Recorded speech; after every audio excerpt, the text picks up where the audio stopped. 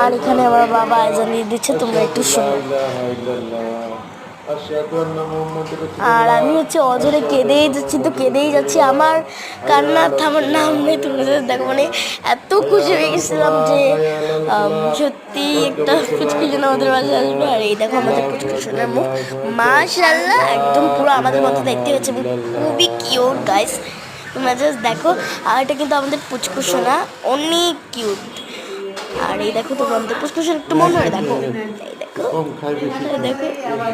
আর তারপর আমি অনেক কষ্ট করে আমার কান্নাটা থামালাম, কারণ আমার তো এখন নিতে হবে বাবু, বাবু খুলে নিতে হবে।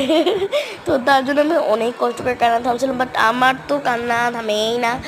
আর এই যে দেখো আমি প্রথমবার আমার ভাইকে কোলে নিলাম, এই দেখো এই দেখো দেখো আমি নিলাম।